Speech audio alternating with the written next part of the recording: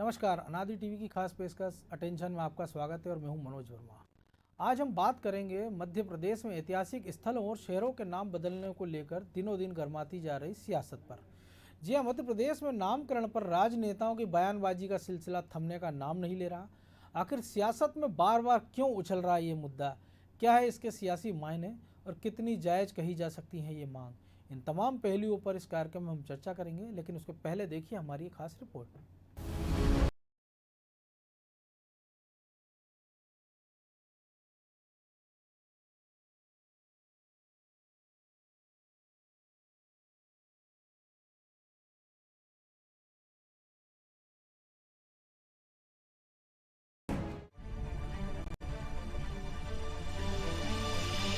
किसी शायर ने लिखा है, नाम में क्या रखा है जनाब, कुछ भी बोल दो, बस जबान मीठी होनी चाहिए।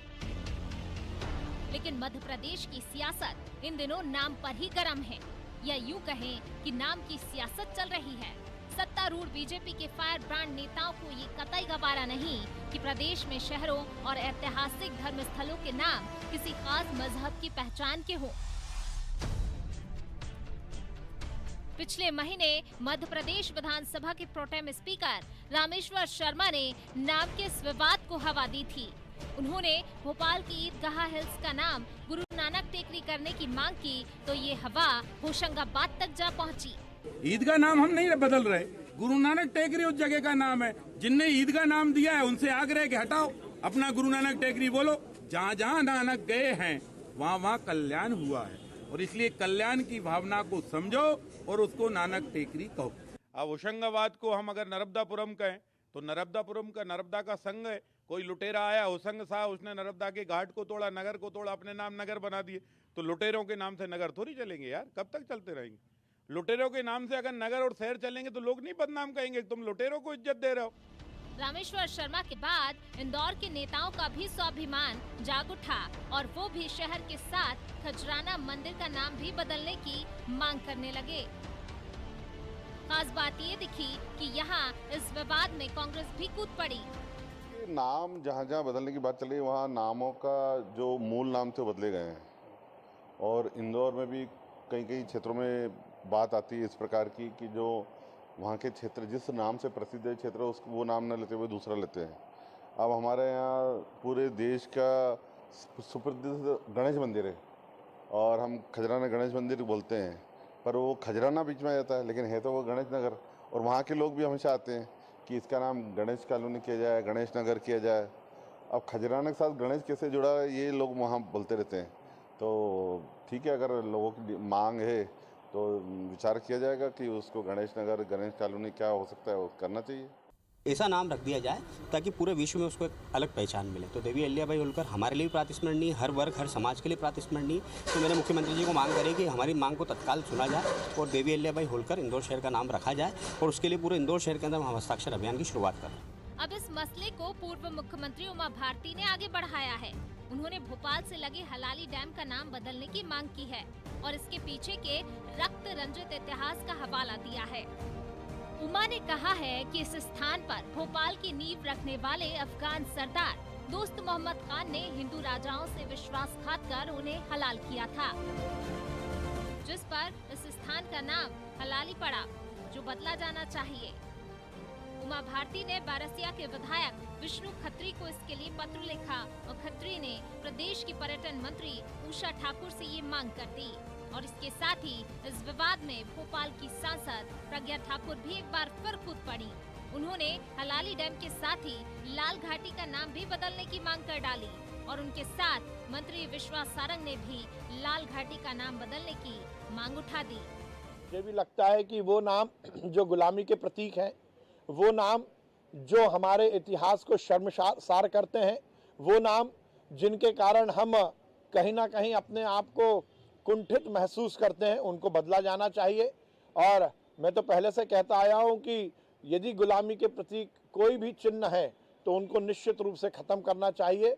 और नाम बदलने की जो उमा भारती जी ने बात कही है, मैं उसका समर्थन करता हूं। लाल घाटी, हलाली बस स्टैंड और हलाली डैम, ये सब नाम बदल करके जो वास्तव में इतिहास है भारत का, वो इतिहास पुनर्स्थापित होगा और बहुत अच्छे नामों के साथ, ऐतिहासिक क्रांतिवीरों के नामों के साथ ये भोपाल फिर से स्थापित हो रहा है। इस संबंध में मैंने भी पत्र लिखकर पर्यटन मंत्री से आग्रह किया है कि इसको सम्राट अशोक डैम या बांध के रूप में ही इसका प्रचार प्रसार हो।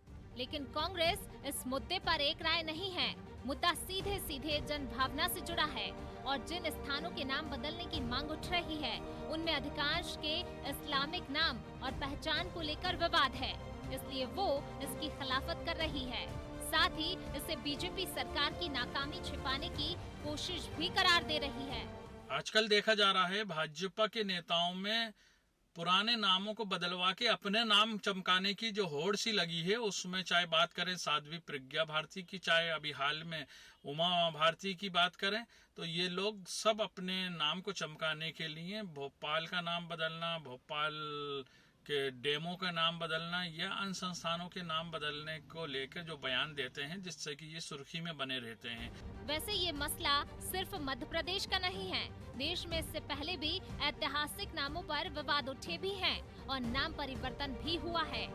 बम्बई अब मुंबई है तो मद्रास, चेन्नई, बेंगलोर, बेंगलुरु और हैदराबाद का नाम भाग्यनगर करने की भी मांग उठ रही है। यूपी में तो योगी आदित्यनाथ सरकार ने इस्लामिक पहचान वाले सभी शहरों के नाम ही बदल डाले।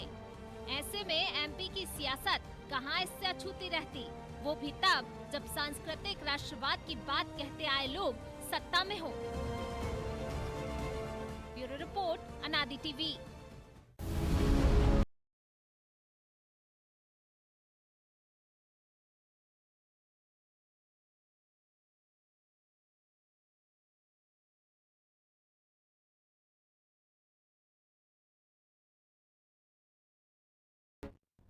तो नाम की ये सियासत क्या नया मोड़ लेगी, क्या क्या रंग दिखाएगी, इसका लिए इंतज़ार करना होगा। लेकिन इसका क्या कुछ असर पड़ने वाला है, इसको लेकर हम जरूर चर्चा करेंगे। इस चर्चा में हमारे साथ जुड़े हुए हैं अनादि टीवी के समाचार प्रमुख न्यूज़ हेड रत्नाकर त्रिपाठी और ब्यूरो हेड ब्रजेश। रत्नाकर जी, सबसे पहले आपके पास एक बड़ी कहावत आमतौर पर बातचीत में दोहराई जाती है कि नाम में क्या रखा है, ऐसा शेक्सपियर ने कहा था। लेकिन अगर शेक्सपियर उसके नीचे अपना नाम नहीं लिखते तो शायद किसी को पता नहीं चलता कि शेक्सपियर ने ये लिखा था कि नाम में क्या रखा है। ये तो नाम की महिमा है। दूसरी एक बात है कि जो नाम बदलने की कवायद शुरू हुई है, तो जाहिर सी बात है कि कई सारे नाम ऐसे होते हैं। एक छोटा सा उदाहरण हम बात करें माफ़ कीजिए सैफ अली खान का, जिन्होंने अपने बेटे का नाम रखा था तैमूर। तैमूर लंग सबको पता है, जब हिंदुस्तान में जब आक्रांता के रूप में आया तो हज़ारों लोगों का कत्लेआम किया। तो एक ये नाम तो समझ में आता है कि आप जानबूझ के रख रहे हैं। कुछ और नाम है पुराने शहरों के, हैदराबाद है, इलाहाबाद है, ऐसे तमाम सारे शहरों के नाम हैं जो इस्लामिक शासकों के नाम पर रखे गए। कुछ ऐसे नाम भी हैं या उनके नाम पर ऐसी पहचान, अगर हम दिल्ली जाएंगे तो हमको लोधी गार्डन मिलेगा। आक्रांता था, कितना कत्लेआम किया, किसी से छुपाने, इतिहास में सब कुछ दर्ज है। वहाँ हमको बाबर रोड भी मिलेगी। अकबर को महान लिखते हम किताबों में पढ़ाते रहे बच्चों को, लेकिन बाबर ने क्या महानता का काम किया ये पूरे देश दुनिया को पता है, इतिहासों में दर्ज है। तो ऐसे नामों को क्यों ना बदल दिया जाए। और रही बात अब ये छोटी छोटी बातें, अगर मान लीजिए किसी गली मोहल्ले के नामों की अगर आप बात पे आ गए कि लाल घाटी, या हम कहें एक डैम का नाम हलाली डैम, वो भी समझ में आता है। तो ये सिलसिला आपको लगता है कि कहीं जाकर थमता नजर आएगा? नहीं, सिलसिला मनोज जी तब तक नहीं थमेगा। जैसे कि हमारे इस प्रोग्राम का शीर्षक है जो सियासत, जो शब्द हमने जोड़ा है, तो सियासी जो प्रयोग रहते हैं वो किसी भी दिशा में कभी भी कहीं जाकर थमते नहीं है, पहली चीज़। दूसरा ये है कि जब इन चीज़ों से जन भावनाएं जुड़ जाएँ तो महात्मा और गंभीर हो जाता है। तीसरी जो सबसे महत्वपूर्ण चीज़ है, जिसका भी आपने खुद ने जिक्र किया है कि कई ऐसी चीज़ें, बाबर है, औरंगज़ेब है, आखिर इन सबको क्यों मत रखा जाए, ख़ासतौर से हिंदुस्तान में। तो जब लॉजिकली भी कई चीज़ें इनमें से सही नज़र आने लगें तो इस सिलसिला कहीं ख़त्म नहीं होते। इन्हें जनभावना का रूप देने की नई नई कोशिशें की जाती हैं। गुरु नानक टेकरी का, ईदगाह हिल्स का मामला हो जाए, हलाली डैम का। अब ये जाहिर सी बात है कि हलाली डैम को लेकर जो एक छवि सामने आती है, आज भी स्थिति ये है कि छोटे बच्चों को बताने के लिए यही बताना पड़ता है, उन्हें जिक्र करना पड़ता है कि यहाँ राजपूत जो राजा थे उनको हलाल कर दिया गया था, देवर बीइंग बचर्ड ओवर हियर। तो उसके चलते यहाँ पर पूरा पानी लाल हो गया था, तो हलाली डैम उसको कहना पड़ा।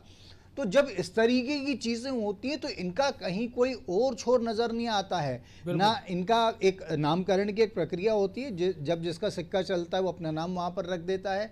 मुगल आए, मुगलों को लगा कि उन्हें अपने नाम पर ही चीज़ें रखनी है। होशंगाबाद का जैसा भी रामेश्वर शर्मा ने जिक्र किया है, उस तरीके से चीज़ें होती चली गई। तो मनोज जी, ये एंडलेस एक प्रोसेस है, लोग इसका अपने अपने हित में फ़ायदा उठाते हैं। पूरी तरीके से राजनीतिक कई बार ये मामला हो जाता है और इन्हें पूरी मजबूती से चस्पा करने के लिए जन भावनाओं से इतनी खूबसूरती से जोड़ा जाता है कि इसको राजनीति कहकर समझने वाले भी इस मामले में इसलिए चुप हो जाते हैं नीति नीति कह के कि मामला तो जन भावना से जुड़ा और लॉजिकली भी कई चीज़ें इसमें ऐसी कि नाम बदला ही जाना चाहिए। इसलिए उत्तर प्रदेश में जो हो गया, मुगल सराय का नाम बदल दिया गया, इलाहाबाद का नाम बदल दिया गया, फैज़ाबाद का नाम बदल दिया गया, उसी तरीके के अब आप मध्य प्रदेश में भी होते देख सकते हैं। मनोज जी। ब्रजेश जी, जो कुछ रत्नाकर जी ने कहा, लेकिन एक और चीज़ तो है ही सही कि अगर हम इलाहाबाद की बात करें, अगर हम उज्जैन की बात करें या हम फैज़ाबाद की बात करें कि अगर हम जहाँ राम की मंदिर बनना है उस अयोध्या ज़िले में फैज़ाबाद में, तो जाहिर सी बात है कि राम पहले होंगे, फैज़ाबाद जिनके नाम पर रखा है बाद में होगा।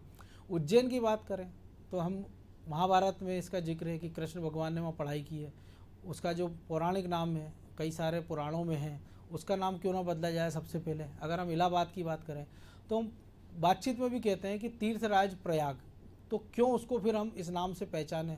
या हम पुष्कर की बात करें कि पुष्कर लगा हुआ है अजमेर से, तो क्यों ना उसका नाम बदल दिया जाए। तो ये कारण भी, लेकिन कई सारे कारण ऐसे कि कई बार हम ऐसे करते हैं, जैसे भोपाल का उदाहरण लें हम कि टीटी नगर, तो हम में से हो सकता है बहुत सारे 90% लोगों को ना पता हो कि इसका पूरा नाम क्या है, कि वो तात्या टोपे नगर है, लेकिन हमने अपनी सुविधा देख ली टीटी नगर। ऐसे कई सारे नाम हमने बदल दिए। मायावती की सरकार में हमने देखा था उत्तर प्रदेश में कई शहरों के नाम बदल दिए गए थे, लेकिन जब हम रेलवे की टिकट बुकिंग के लिए उसको सर्च करते थे तो हम चकरा जाते थे कि इसको किस नाम से सर्च किया जाए, क्योंकि वो जवान पे नहीं चढ़े। लेकिन एक प्रक्रिया तो कहीं ना कहीं आपको शुरू करना पड़ेगी, या एक पैमाना आपको बनाना पड़ेगा कि आप उसका क्राइटेरिया क्या है। क्योंकि अगर आप कोलकाता का नाम बदल सकते हैं, अगर आप बम्बई का नाम बदल सकते हैं, आप चेन्नई का नाम बदल सकते हैं, इलाहाबाद का नाम बदल सकते हैं, तो फिर जो बाकी नाम मांग उठ रही है नाम बदलने की, तो उसमें आपत्ति क्या है। मनोज जी, आपने सही कहा कि एक प्रक्रिया होना चाहिए। जो नाम बदले गए हैं यदि हम उनको देखें तो हमारे बुजुर्ग कभी भी कहते, बनारस किसी ने नहीं कहा, हमने सुना है काशी जा रहे हैं, किसी ने ये नहीं कहा कि हम इलाहाबाद जा रहे हैं, उसने यही कहा है कि हम प्रयाग जा रहे हैं, प्रयाग तीर्थ यात्रा पर जा रहे हैं। तो हमने जो बचपन से जो नाम सुनते आए हैं, आपने भी सुना होगा, हमारे बुजुर्ग जो यात्रा पे गए, तीर्थ यात्रा पर, वो यही नाम लेते थे। तो ये नाम पहले से थे। इनका ऐतिहासिक महत्व देखना चाहिए कि इतिहास में क्या नाम थे। यदि कोई नाम बदल दिया गया है, आक्रांताओं ने यदि बदल दिया है, तो उसको आज बदलने की जरूरत है और बदल देना चाहिए, इसमें कोई बुराई नहीं है। और नाम बदलने में तो आज से नहीं है, जब हम देश आज़ाद हुआ तब से नाम बदलने की प्रक्रिया चल रही है। हमारे यहाँ तो इस बात पर भी बहस चली थी संसद में जब, कि इंडिया को भारत किया जाए, भारत नाम बदल दिया जाए, क्योंकि दुनिया में शायद इकलौता हम ही हैं जो कि इंडिया भी लिखते हैं अंग्रेजी में, हिंदुस्तान भी लिखते हैं और हम भारत भी लिखते हैं। बिल्कुल मनोज जी, उसका वाक्य मैं बताता हूँ। जब ये बात चली कि भारत कर दिया जाए, इंडिया नहीं किया जाए, तब ये बाबा अंबेडकर ने कहा कि देखो, इंडिया से पूरे देश दुनिया में हमारी पहचान है, इंडिया सब में फेमस है कि ये नाम पहचाना जाता है, तो क्यों ना हम ये नाम भी रखें। तब ये तय हुआ संसद में कि हाँ, दोनों नाम रखें। इसलिए हमारे संविधान में लिखा इंडिया, जो कि हम भारत कहते हैं जिसको, तो दोनों नामों का समूह है। हम हिंदुस्तान भी कहते हैं, लेकिन जो पूरी दुनिया में ख्यात है। कई बार नाम बदलने से भी आप देख रहे हो कि कोई फर्क नहीं पड़ता, लोग पुराना नाम ही बोलते रहते हैं। तो जो लोगों की जबान में चढ़ गए, जैसे आपने कहा कि सर्च करते हैं हम स्टेशन पर तो वही नाम आता है जो है, लेकिन नाम बदलने के लिए सियासत हो रही है, ये अलग बात है। सियासत सब करते हैं। यदि हम छत्तीसगढ़ में चले जाओ तो कुशवाहा ठाकरे के नाम पे एक पत्रकारिता विश्वविद्यालय खोला, भाजपा ने 15 साल उसका ये नाम रहा, उनने आए तो दूसरा नाम बदल दिया, अब फिर भाजपा आएगी तो फिर उसका नाम बदल। ये नहीं होना चाहिए। यदि जो इतिहास में जो गलतियां हुई हैं, जो आक्रांताओं ने नाम बदले हैं, तो आप बताइए कि अयोध्या नाम क्यों नहीं होना चाहिए, फैजाबाद का होना चाहिए, क्योंकि वो इतिहास में ज़्यादा महत्वपूर्ण है। अयोध्या जहाँ राम का जन्म हुआ, नाम पहले से था वो, और किसी ने बदल दिया तो बदलने का अधिकार है और उसको बदल देना चाहिए धार्मिक और ऐतिहासिक महत्व देख के। तो इसकी एक प्रक्रिया, जैसे आपने कहा, निश्चित तौर पे एक प्रक्रिया होनी चाहिए। पूरे देश में एक समिति ऐसी बन जाए जो ये तय करे कि नाम यदि बदलना है उसके पास जाए, वो उसके ऐतिहासिक महत्व को देखे। बिल्कुल, आप छोटे छोटे नाम मत बदलिए। यदि जैसे कनॉट प्लेस का आपने राजीव चौक कर दिया, लेकिन आज भी लोग कनॉट प्लेस कहते हैं। बिल्कुल, इंदिरा चौक कर दिया, तो ये इस तरह से नाम बदलने की पद्धति नहीं होनी चाहिए। नाम जो यदि पुराने हैं, इतिहासों में जिनका महत्व है, और वो नाम यदि किसी आक्रांताओं ने बदल दिए हैं तो निश्चित तौर पर बदलना चाहिए और इस पर किसी को आपत्ति नहीं होना चाहिए। हाँ, ये लोग कह सकते हैं कि साहब ये वोट बैंक के लिए कर रहे हैं, लेकिन वोट बैंक के लिए वो अलग हो गया, बदला नहीं ले रहे हैं हम। बिल्कुल, हम अपना पुराना नाम दे रहे हैं ना। हम आज आजाद हो गए हैं। अंग्रेजों ने जो नाम दिए थे, जो आक्रांताओं ने जो नाम दिए थे, तो वो नाम क्यों ना बदलें। अब बात रही हलाली डैम की या ईदगाह हिल्स की, तो ये यदि हम ईदगाह हिल्स के नाम बात करें, यदि वो गुरु नानक टेकरी था पहले से तो नाम हो जाना चाहिए। यदि वो ईदगाह के नाम से मशहूर था तो ईदगाह हमारे लिए पहचान है। आज भी आता है क्योंकि गुरु नानक के चरणों के स्थान हमने देखा है कि वहाँ पर हैं। उस ऐतिहासिक गुरुद्वारे में है कि गुरु नानक वहाँ पधारे थे, और सिखों के इतने बड़े आदि गुरु हैं, और वो अगर आए तो उनके ये नाम तो कुछ तो ऐसे हैं कि जो लगता है कि जायज़ है। बिल्कुल, हलाली डैम भी लगता है कि चलिए ठीक है, लेकिन अगर आप लाल घाटी या और भी जगह पर पहुंचेंगे तो फिर इसको कैसे जस्टिफाई करेंगे? देखिए मनोज जी, हलाली भी आपको एक हमारे आगे की जो पीढ़ी आ रही है उनको ये बताने के लिए भी है कि हलाली क्यों नाम पड़ा। भाई इतिहास से तो जुड़ रहा है ना वो हलाली। उससे पहले उसका कोई और नाम था क्या? नहीं था। हलाली नाम इसलिए पड़ा कि वहां पे हलाल किए गए राजाओं को। तो ये इतिहास भी बताता है ना आपका कि आपको एक चीज से जोड़ रहा है, वो जुड़ाव है, और बच्चों को आप शिक्षा दे रहे हो कि इतिहास में ऐसा ऐसा भी हुआ है। अब आप उसका किसी नेता के नाम पे रख दोगे तो क्या है, उसका कोई महत्व नहीं है ना। बिल्कुल। तो ये महत्व वाली चीजें हैं, जो जहां है जायज हैं वो बदल देना चाहिए, जो नाजायज है उनको नहीं बदलना चाहिए। सिर्फ राजनीति के लिए कि यदि वो दोस्त मोहम्मद ने रखा है नाम या अकबर ने नाम रखा है इसलिए हम बदल दें, ये नहीं होना चाहिए। नाम यदि किसी वो हमें दिखा रहा है, हमारी शर्मिंदगी दिखा रहा है तो बदल देना चाहिए। कि यदि अंग्रेजों ने रखा है, उनने किसी पर्पस से रखा है और हमारा नाम पुराना था जिसको हम जानते थे, बदल देना चाहिए। इसमें कोई वो नहीं है, किसी का वो राजनीति नहीं होना चाहिए। और नाम बदलने से कुछ नहीं होता मनोज जी। नाम तो कांग्रेस ने भी बहुत बदले हैं। बिल्कुल। तो क्या कांग्रेस की आज स्थिति अच्छी हो गई क्या? उन्होंने तो सभी सारे नाम गांधियों पे ही कर दिए, सब सारे नाम गांधी पे कर दिए, बदल दिए। आप देखिए मायावती ने नाम रखे, मायावती ने जिलों के नाम रखे। उन्होंने कहा कि साहब जो संभ्रांत नेता थे, बड़े थे, उनको हमारे दलित नेताओं को दरकिनार करके अम्बेडकर को, ज्योतिबा फुले को, इनको सबको दरकिनार किया गया, इनके नाम नहीं रखे। तो जब वो सत्ता में आई तो उन्होंने इनके नाम से रखे। तो नाम की राजनीति तो हर दल में चलती है, इसलिए किसी को ये हक नहीं होता है कि विरोध करें, लेकिन जायज और नाजायज होना चाहिए। इसकी एक प्रक्रिया होना चाहिए, वो अपनानी चाहिए कि देश में कोई कमेटी बन जाए, वो तय करे कि यहाँ का नाम यदि चेंज करें, वहाँ सिफारिश करिए। वो आपत्ति और अनापत्ति बुलाए लोगों से, जिस तरह से हम बाकी चीज़ों में करते हैं। एक अच्छा बेहतर सुझाव रत्नाकर जी। चूंकि अब हर नाम के पीछे एक इतिहास है, और हिंदुस्तान के इतिहास के बारे में कहा जाता है कि जिन लोगों ने इतिहास लिखा है, आधुनिक भारत का इतिहास, उसमें कम्युनिस्टों की छाप है। संघ परिवार लगातार इसको लेकर आवाज़ उठाता रहता है। जहाँ बीजेपी की सरकारें हैं वहाँ कई सारी चीज़ें बदलने की प्रक्रिया भी हुई है। शिक्षा नीति में बदलाव किए गए हैं, कई सारी ऐसी चीज़ें हटाई गई और नई चीज़ें जोड़ी गई जो हमारे इतिहास को दिखाती है। तो आपको नहीं लगता कि दोनों मोर्चे पे काम होना चाहिए? इतिहास का पुनर्लेखन होना चाहिए और एक ऐसी कमेटी बनाए जिसके बारे में ये ना कहा जाए कि ये संघी विचारधारा का, ये कम्युनिस्ट विचारधारा का या कांग्रेसी विचारधारा का, वो विशुद्ध इतिहासकार हों। वो उनको अगर लगता है कि कहाँ कहाँ संशोधन की ज़रूरत है, पहले वो प्रक्रिया पूरी करें। इसके बाद फिर जो नाम है उसको लेके वो समर्थन जब बताएं कि अगर ये इलाहाबाद है, ये प्रयागराज था, तो इसका इतिहास क्या था। अगर ये उज्जैनी थी, उज्जैन हुआ, या अवंतिकापुरी थी, या इंदौर से इंदौर कैसे हो गया, या बुरहानपुर, होशंगाबाद, ऐसे तमाम सारे शहर हैं कि इनके पीछे नाम बदलने का लॉजिक क्या था। अगर वाकई लगता है कि सही है तो ठीक है, अगर लगता है कि कुछ गलत था, इतिहास को बदला गया है, तो उसको संशोधित किया जाए और नए सिरे से आगे बढ़ा जाए।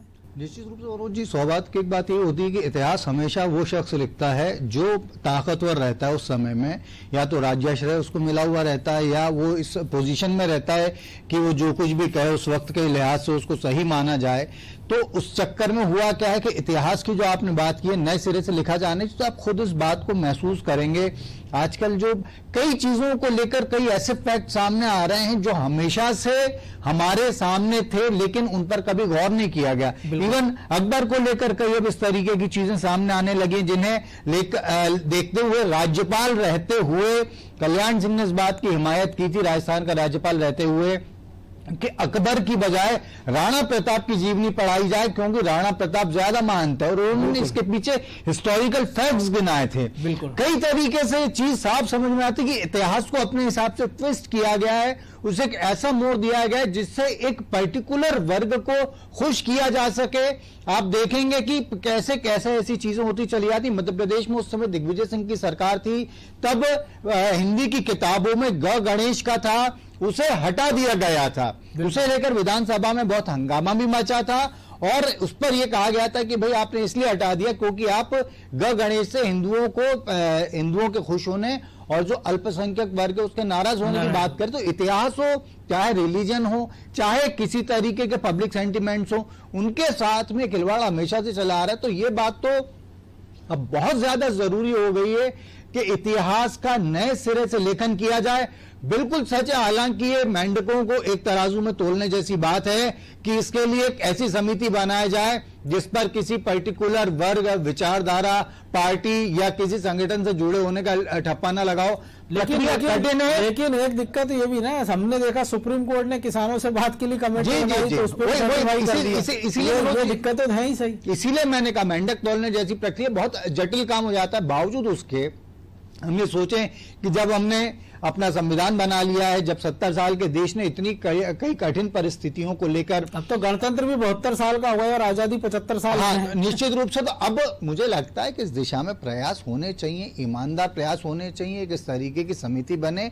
और आप देखिए, जब इन चीजों में एक ईमानदारी रहती है, एक जिजीविषा रहती है, कुछ कर गुजरने का विल पावर रहता है सरकारों का, जो हुक्मरान रहते हैं, जो निर्णायक लोग रहते हैं, तो उसके बाद में बाय एंड बाय जनता भी इस प्रक्रिया से जुड़ती है। बर्लिन की दीवार टूटने जैसे एपिसोड इस दुनिया में हो जाते हैं। अमेरिका मैक्सिको के बीच दीवार बनाने के लिए वहां की जनता खड़ी हो जाती है। वहां पर ट्रंप इस बात के लिए मुंह की खाए जाते हैं कि उन्होंने शरणार्थियों को आने से रोकने की बात की थी। इतनी बड़ी बड़ी चीजें आखिर कैसे हो गई थी? राजनीतिक वहां पर जो विपक्ष था वो एकजुट हुआ। इसी तरीके से ये थी, हमारे यहाँ पर विपक्ष और सत्ता पक्ष एकजुट होते हैं इस मसले पे कि इतिहास फिर से लिखा जाने चाहिए। आप देखिए, जनता भी उससे जुड़ेगी और एक बहुत जरूरी ऐसी प्रक्रिया पूरी होगी जो भारतीय इतिहास के कई विखंडित अध्यायों को नए सिरे से स्थापित करने का जरिया बन सकती है। मनोज जी, बड़ी बात है। ब्रजेश जी, एक प्रतिक्रिया आपसे भी कि हम जो रत्नाकर जी ने कहा, इतिहास की अगर हम बात करें तो हम ये देखते हैं कि जो सबसे पुरानी सभ्यता थी सिंधु घाटी की, हिंदुस्तान में हमने देखा, वो उसके पहले हमने महाभारत, रामायण, ऐसे पौराणिक आख्यान है, वेद पुराण है, कई तरह के, उनमें जो चीजें वर्णित की गई हैं वो हम आज भी आसपास देखते हैं, महसूस करते हैं। इतिहास के पुनर्लेखन की बात है, लेकिन जो एक बात है कि क्या ऐसे लोग मिलेंगे या वो इतिहास को सही मायनों में लिख पाएंगे? क्योंकि हमने देखा कई सारे लेखकों ने कोशिश की है, सबने अपने अपने तरीके से की। अगर हम महाभारत की बात करें या रामायण की बात करें हम, तो महर्षि वाल्मीकि की बात, कई सारी रामायणें लिखी गई, लेकिन तथ्यों से हेरफेर नहीं की गई है इनमें। तो क्या उम्मीद की जाना चाहिए कोई ऐसी कोशिश इसमें की जाए ताकि एक तरफ ये इतिहास का लेखन भी और दूसरी साथ साथ, क्योंकि अगर तक्षशिला, नालंदा अगर ना जलता तो शायद हमको ये इतिहास के पुनर्लेखन की जरूरत भी ना पड़ती। देखिए मनोज जी, इतिहास के पुनर्लेखन के लिए आपको इतिहास ही तो पढ़ना पड़ेगा, वही किताबें पढ़ना पड़ेंगी। अब आपने कहा तक्षशिला, जो हमारे पास इतिहास था, हमारा विरासत थी, जिसको मुगलों ने जला दिया। बिल्कुल। तो आप यदि वो नहीं जलाया गए होते तो हम ये बात ही नहीं कर रहे थे। अब ये होना ये चाहिए मनोज जी कि जो गलत इतिहास बच्चों को पढ़ाया जा रहा है या जिस पे कोई कंफ्यूजन है या जिस पे विरोधाभास है, उसको आप दरकिनारी कर दो, एक साइड रख दो। आप उसका पुनर्लेखन नहीं कर सकते, लेकिन जो सही इतिहास है वो पढ़ाओ। गलत चीजें तो मत पढ़ाओ, उनको गलत मत बताओ। यदि कोई आक्रांता है और किसी ने अत्याचार किए हैं, उसे आप इतिहास में हम बच्चों को पढ़ा रहे हैं, महान है वो। यदि आप उसको महान, आपको मालूम है इतिहास में कि ये गलत है तथ्य, तो आप उसको साइड में रख दीजिए। आप वहां वोट की राजनीति मत करिए। नाम बदलने की तो आप देखिए कि हम तमिलनाडु में 1000 से अधिक नाम उन्होंने बदले, हर शहर का नाम बदला। क्यों बदला उन्होंने? आप देखिए, उन्होंने इसलिए बदला है कि अंग्रेजों ने अपनी सुविधा अनुसार अंग्रेजी में उस नामों का वो कर दिया था, बदलाव कर दिया, तो छोटे छोटे बदलाव हो गए थे। कहीं ए लगा दिया उनने, कहीं एच लगा दिया, इस तरह। तो उन्होंने अपनी सुविधा अनुसार पूरा नाम जो उनके पुराने थे उस अनुसार से बदल दिए। उस हिसाब से आप अंग्रेजी में लिखिए उनको। तो नाम बदलने में कोई बुराई नहीं है, उन्होंने अपनी सुविधा के अनुसार किया था। लेकिन हम इतिहास के जो हमारे पुराने नाम थे उनको बदल दिया, तो शुद्धिकरण ही कहेंगे नाम इसको। बिल्कुल। नाम बदलने की स्वतंत्रता तो आदमी को भी है। आप भी अपना नाम बदल सकते हो, मैं भी अपना नाम बदल सकता हूं। और हमने कई नेताओं को कई अभिनेताओं को देखा है कि उन्होंने अपने नाम बदल लिए, उनने सुविधा अनुसार बदले हैं और मतलब के लिए बदले हैं। लेकिन यह मतलब की बात नहीं हो रही, यह इतिहास की बात हो रही कि हम जो नाम रख रहे हैं, अयोध्या नाम रखा है तो सही है, दीनदयाल स्टेशन का नाम रखा है तो उसमें भी इतिहास है कि वहां पर उनकी लाश मिली थी इसलिए दीनदयाल उपाध्याय नाम रख दिया। एक इतिहास हम बता रहे हैं ना उस स्टेशन का। तो यदि आप इतिहास बता रहे हो, उससे जोड़ रहे हो तो कोई बुराई नहीं है। ये आगे की पीढ़ी को सीखने के लिए भी होगा कि हम कहेंगे कि उनका लाल घाटी हलाली बांध क्यों नाम है, और यदि यहाँ गुरु नानक टेकरी हम नाम रख रहे हैं। बस एक खतरा और भी है ना, लेकिन अगर राजीव गांधी श्री परमबदूर में उनकी हत्या हुई थी दुखद, तो कल को कांग्रेस उसका नाम बदल के राजीव गांधी नगर ना कर दे, या इंदिरा जी की हत्या दिल्ली में हुई थी उसका नाम बदलने की मांग ना उठ जाए। इस मामले में ये देखना पड़ेगा ना ऐतिहासिक तत्व का महत्व है। यदि अकबर ने वहां पे यदि किला बनाया है, इस कारण इलाहाबाद का नाम आपने इलाहाबाद रख दिया, इलाहाबाद था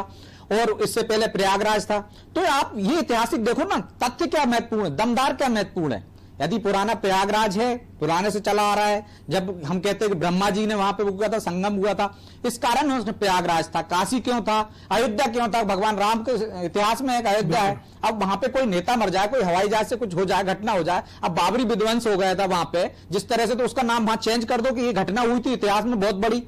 तो ऐसे नहीं है, जो पुराना इतिहास है जो हम दूसरों को बता सकें, जिसमें हमें अभिमान हो, गर्व हो कि हमारी विरासत है, ये वैसा नामकरण होना चाहिए। यदि अकबर ने कहीं अच्छा काम किया है तो यदि अकबर के नाम से वहां पे कुछ विरासत है तो निश्चित तौर पर होना चाहिए उसके नाम, इसमें कोई बुरा है। जो उनके मकबरे हैं या जो बाकी चीजें, अगर हम, क्योंकि हम कुतुब मीनार का नाम भी नहीं बदला जा रहा है, ना लाल किले का बदला जा रहा है, ना ताजमहल का, तो बड़ी बात यही कि ऐसा नाम रखा जाए जिससे जो हमारी पीढ़ी है आने वाली उसको गर्व महसूस हो। तो निश्चित रूप से ये ऐसा विषय है, बड़ा जटिल विषय, संवेदनशील विषय कि जिसपे जितनी चर्चा की जाए कम है, और इस सिलसिले को हम सोचेंगे कि लगातार इस पे बहस का सिलसिला जारी रहे, लेकिन अभी समय और इजाजत नहीं दे रहा है, इसलिए आप दोनों का बहुत बहुत धन्यवाद।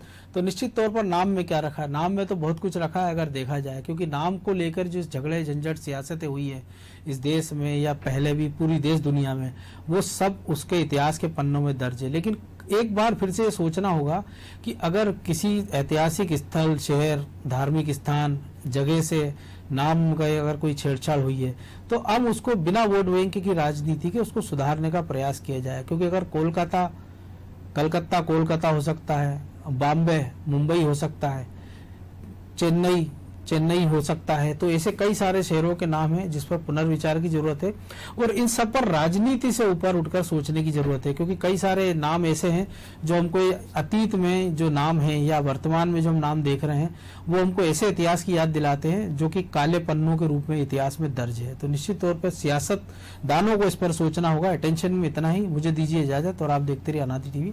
नमस्कार।